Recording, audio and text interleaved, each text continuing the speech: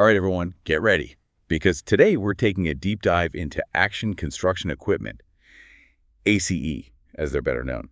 Specifically, their Q2 FY25 performance. And, we've got all the goods here to really break it down. Concall transcripts, presentations, those credit rating reports, the whole 9 yards. Yeah, ACE is a really interesting company to look at. I mean, they're already leading the pack in India when it comes to cranes, but they're not content with just that, right? They're branching out into all sorts of construction and agricultural equipment, and they've got some pretty big growth goals in mind. And judging by what I've seen so far, they're not just all talk.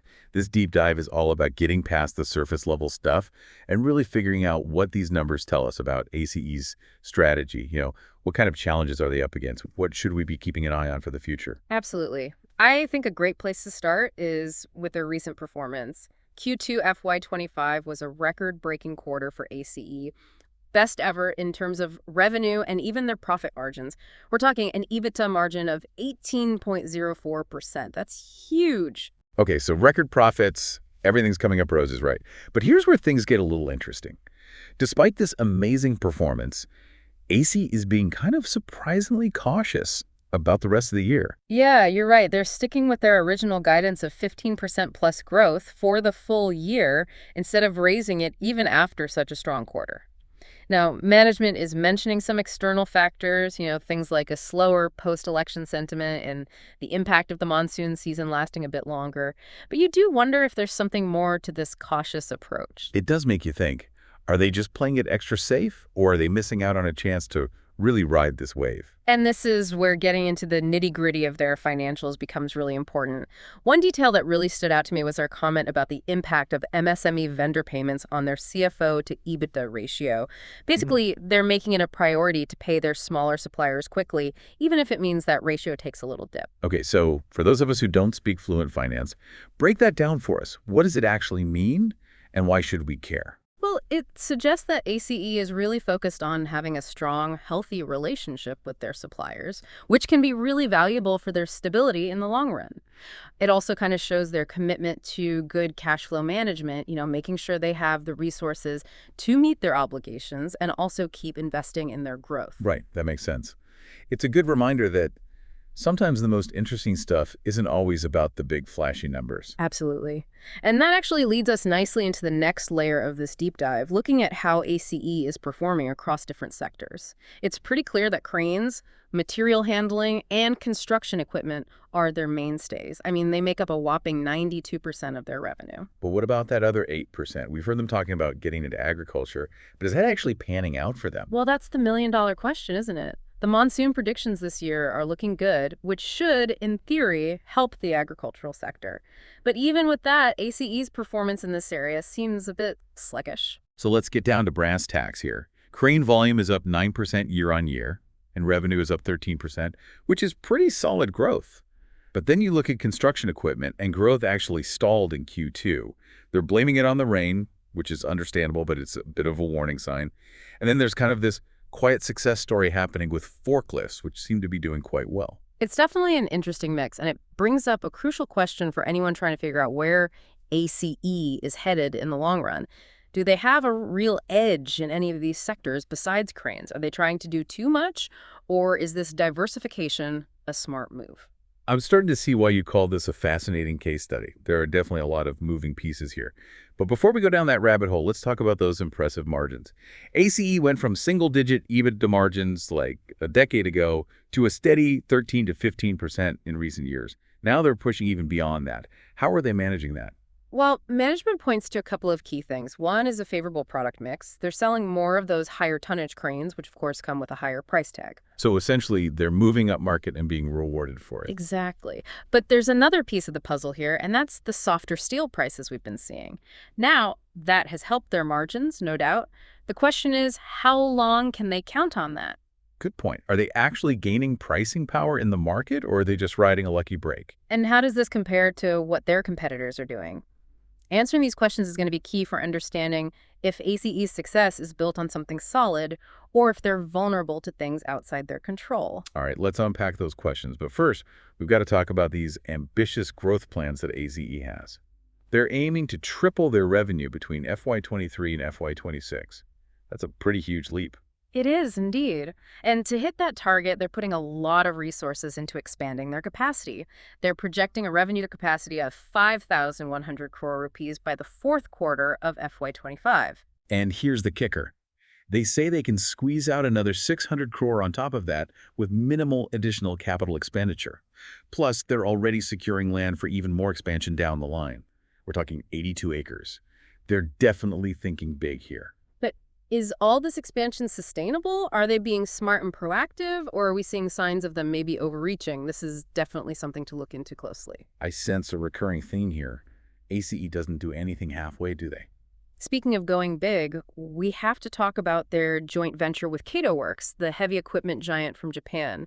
This partnership is all about producing those big cranes, the kind used for massive infrastructure projects. This JV seems like a really crucial part of their strategy to move into that higher-end market. They're targeting 300 to 400 crore rupees in revenue from this JV in just the next couple of years, with a long-term goal of getting to over 1,000 crore rupees. Yeah, the potential is enormous, but there are definitely risks involved too. They're going up against some well-established players, especially those coming out of China.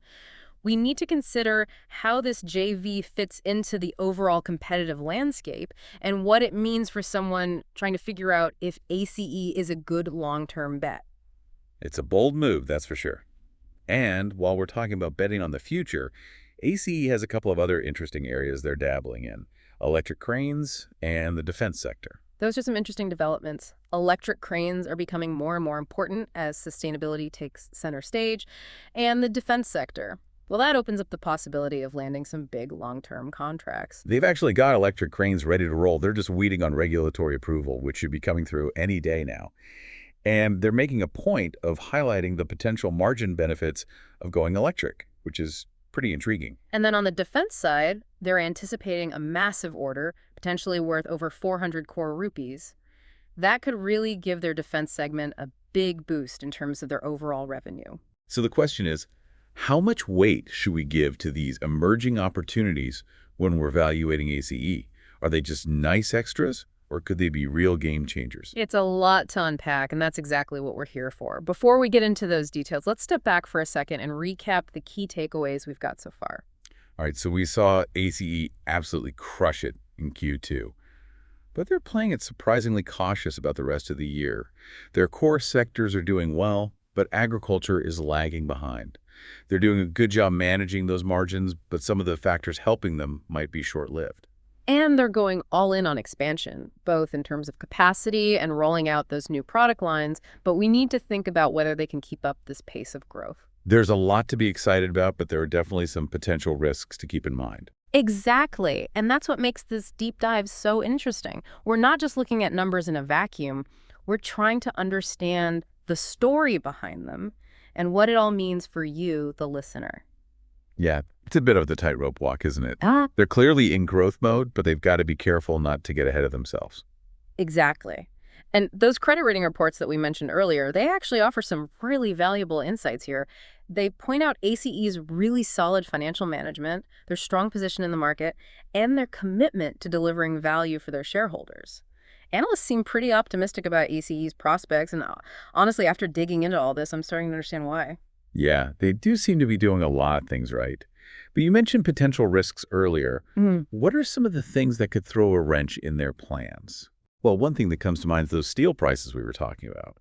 Right now, they're working in ACE's favor, but they could always go back up, and that would put a squeeze on those margins. And then there's always that competitive pressure, especially with Chinese companies becoming more and more aggressive globally. So how is ACE positioned to handle that competition?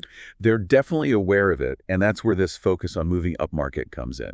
The Kato Works joint venture, for example, that's all about producing those high-end, large cranes that can compete on a global level. Right. They're hoping to get 300 to 400 crore rupees in revenue from that JV within the next few years. But looking beyond the JV, what other advantages does ACE have in this increasingly competitive market? Well, one of the things the credit rating reports highlighted was ACE's strong market share in India. They've built up a really solid reputation for quality and reliability, and that carries a lot of weight. Speaking of quality, let's circle back to those electric cranes for a second. They seem to be putting a lot of faith in that technology. Are they jumping the gun, or is this a smart move? It's definitely a forward-thinking move, and it aligns with that global push towards sustainability. They've got the cranes ready, just waiting on the green light from regulators, which should be happening anytime now. And they're talking about potentially even better margins with electric cranes. Exactly. If they can offer customers a crane that's not only environmentally friendly, but also cheaper to operate in the long run, that's a pretty strong selling point. Yeah, it sounds like a win-win. But are customers actually ready to embrace electric cranes? It's a significant investment, and there's always that hesitation with new technology, especially in an industry that depends on heavy machinery. That's a fair point. But this is where ACE's existing reputation and those strong customer relationships could really give them an edge. If customers already trust them with traditional cranes, they're more likely to give those electric cranes a try. Yeah, it's all about building that trust. And that's why investing in things like after-sales service and support for these electric cranes, that's going to be super important for ACE. They need to make sure that transition for customers is smooth and address any concerns that pop up. It's not just about having the technology, it's about having the whole support system around it. Absolutely. And that actually brings us to another potential risk execution. Can ACE effectively juggle all these different balls in the air, the capacity expansion, the new product lines, getting into electric and defense, without taking their eye off the ball with their core strength? Yeah, it's a lot to manage. They're definitely not afraid to take risks and try new things, which can be a good thing, but it can also backfire. No doubt about it. And that's why it's so crucial to look beyond the hype and really scrutinize their track record, the decisions they're making, and their ability to adjust as the market changes. Okay, let's switch gears a bit and talk about that big defense order they're expecting. Could this be the game changer they're hoping for? It definitely has that potential. We're talking about a possible order worth over 400 crore rupees. That could really bump up the contribution of their defense segment to their overall revenue. And defense contracts, they tend to be long-term and fairly stable, which could be a good balance for the ups and downs they see in their construction equipment business. You're right. It would diversify their revenue streams and potentially open up some new growth avenues. But we also have to be realistic about the challenges of working with the government. There can be a lot of bureaucracy and red tape. And there's always the possibility of political interference or, changes in priorities that could affect those contracts. True, but based on what I've seen in their statements and reports, AC seems to be approaching this with a clear understanding of the situation. They're being strategic and careful, which is a good sign. All right, so we've covered a lot of ground. Their record-breaking Q2, those ambitious expansion plans, their move into new tech and sectors, and the potential risks and rewards that come with all of that. But before we wrap up, I want to bring it back to you, the listener. What does all this mean for you? Why should you care about what's going on with ACE? It's interesting. Whether you're an investor, someone in the industry, or just someone who's interested in how the Indian economy is doing, ACE's story offers some really valuable lessons. It's a story of innovation, ambition, and figuring out how to navigate a rapidly changing world. And it's a story that's still unfolding. They're always pushing the boundaries, trying new things, and adapting to new realities. They're definitely a company to keep an eye on. Absolutely. And what's particularly interesting is how they're balancing their short-term goals with that long-term vision. Their capacity expansion, for example, it's obviously geared towards hitting that ambitious revenue target, but they're not being reckless about it. They're being careful not to overextend themselves.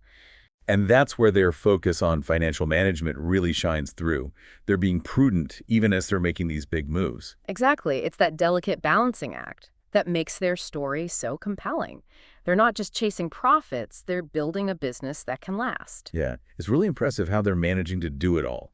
The growth, the expansion, the new ventures, while staying focused on keeping their finances in check. It really shows you how strong their management team is, and their ability to really execute their strategy well. But like with any company, there are always those lingering questions. Which brings us to our final thought for this deep dive. We've discussed ACE's successes, their ambitious goals, and those potential risks they're facing. But here's something we haven't really touched on yet that's worth thinking about. We've gone into detail about their expansion plans, but what about their capacity utilization? They're adding all this capacity, but are they actually able to make full use of it? That's a great point. Having high capacity utilization is so important for being efficient and profitable. It's one thing to have the facilities and the equipment. It's another thing entirely to have enough demand to keep those factories running at full steam. Exactly. And that actually connects to another key metric we haven't talked about yet, order book value. A solid order book can give you some insight into future revenue and show you how healthy a company's sales pipeline really is. So what's ACE's order book looking like? And maybe even more importantly, what's the time frame for actually fulfilling those orders? A big backlog could be a positive sign, but it could also point to potential bottlenecks or delays. These are all good questions to explore as you continue to do your own research on ACE. We've given you a good starting point for understanding their story, but the best deep dives are the ones that make you ask even more questions. So don't stop here. Dig into their financial statements, read those industry reports, keep track of their progress, and see what you uncover. The business world is full of these fascinating stories, and hopefully this deep dive has given you the tools to start your own exploration. Remember, whether you're investing your time, energy, or actual resources, understanding the complete picture is key. We've highlighted some important areas to focus on, but it's up to you to connect the dots and draw your own conclusions. And who knows, maybe you'll discover something that we missed. That's the beauty of a deep dive. There's always more to learn, more to explore, and more to understand. So keep digging, keep asking those questions, and keep learning. Happy exploring.